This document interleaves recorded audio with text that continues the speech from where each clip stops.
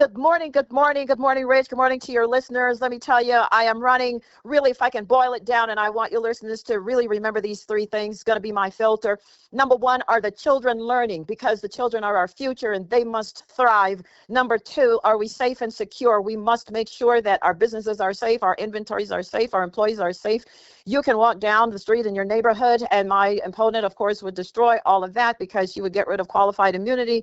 And of course, none of our law enforcement, Department of Corrections personnel will stay. We'll have anarchy. And then finally, number three, are we going to create jobs? And my opponent has only job killing ideas. So three things: education, safety, and job creation. First time we've had you on the review of what the economic successes that we've had. Where have you heard that just today the governor announced that we are bringing AstraZeneca here? We're talking about pharmaceuticals. They want to come to Virginia because they see common sense policies in place, not job killing regulations where my opponent would put back all 89,000 job killing regulations that we've already gotten rid of. She will tell the businesses how much they will pay, what kind of benefits they will offer. And by the way, she will tax us half to death when we've already given you back as the taxpayer $9 billion of your own hard-earned money. And I mean, I could go on to talk about that, but let's look at some of the things that the rest of her ticket believes that doesn't make any sense, Rich. I'm talking about her lieutenant governor nominee, Senator Hashmi, who has called women who have given birth to children birthing persons. Well, I have never bought a Hallmark card that said Birthing Persons Day. We are mothers, and we are proud of our title. We're proud of those women who have decided they will adopt other people's children, and their mothers too. Don't denigrate us. Don't deny us. Don't erase women. And then she talks something some people may not know. I watched her as I presided over the Senate this year. I'm talking about Hashmi, how she voted against economic development for Warren County just because of a political issue, and that makes no sense. Don't put politics in the way of bringing jobs to Virginians, and yet you're saying you want to represent all of Virginia when you voted on a political party line. That makes no sense. And hey, we have got to have our whole ticket in because the people want stability. We are the ones who created the economic successes again that we've had. It wasn't my opponent. It wasn't Hashmi. They were never in the rooms when any of this was happening. And so we need to make sure we get our lieutenant governor candidate, John Reed, and we need to get our great attorney general, Sears WRVA, and we got to get the House back in. Let's talk about what you bring to the table after the success. So I came back because I saw our kids weren't being educated in the way that they need to be. So many of them were failing. And I said to myself, somebody ought to do something.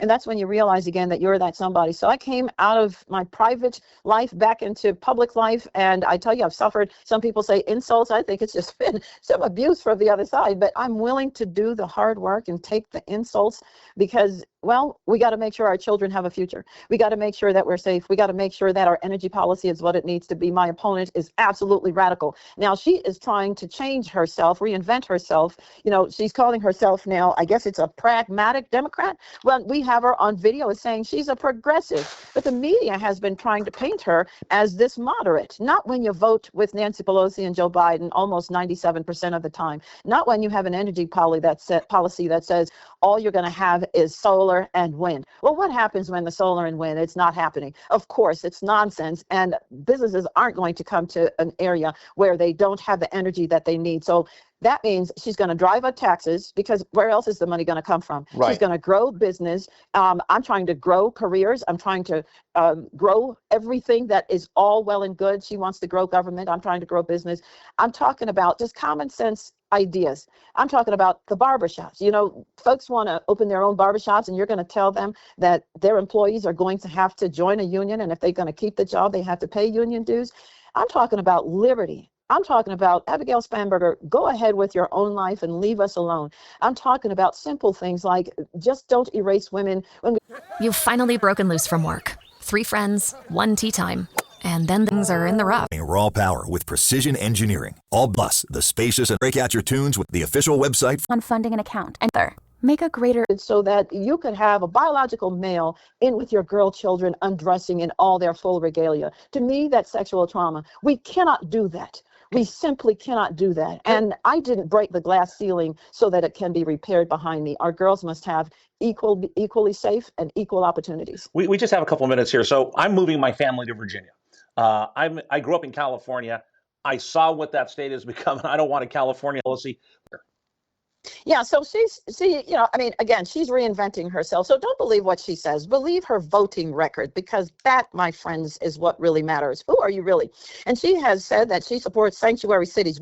Well, in Virginia, we are not going to give sanctuary to any criminals. We're not going to give sanctuary to criminal illegals. You've got to go home, and she has voted to keep them here. What about that makes any sense? Exactly. She is for nonsense, where I stand for common sense. And she has voted against law enforcement, against our Department of Corrections personnel. How'd she do that? Well, she did that because she has voted for, to defund the police, and she has voted to get rid of their qualified immunity. Well, let me tell you what that means, to break it down. It means that if you take this job, think about it, if you take this job, that means if you're the course of doing your job, your house can be taken from you, your vehicle can be taken from you, everything you own can be taken from you. Rich, would you take that job? No.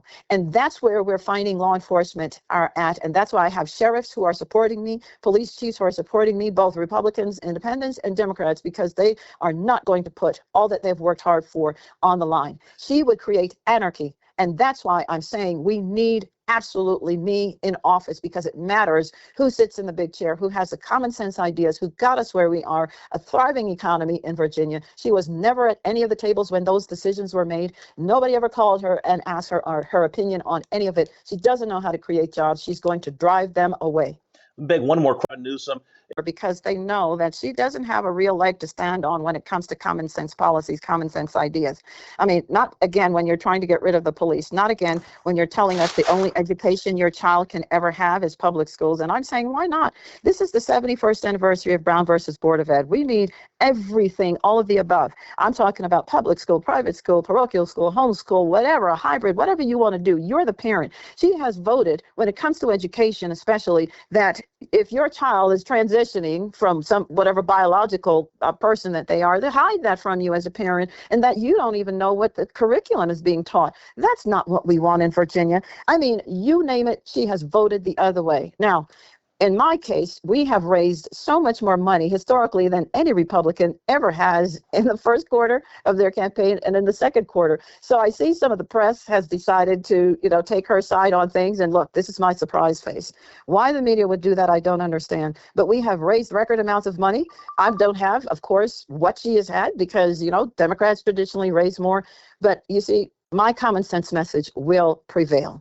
I'm not afraid of what's going on. I think that by me telling everybody who she really is, they know how to vote. I am common sense. She is for nonsense.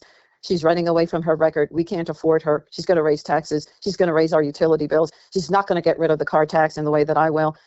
They can support me because I am the one who will be there for them. Thank you, Virginia. Ma'am, I look to see who you have. I can't wait to see what's that have added up to $1 million where she gets one big check like that. Boy, oh boy. That's what I'm telling you. I really do support those. How can I just tell people that my true heart is I will work for you, plainly and simply. You've seen it. You've seen that I have not just visited prisons.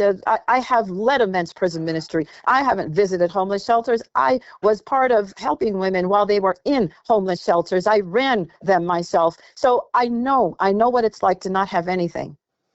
Ma'am, I appreciate you taking time joining us. I know you're in a tight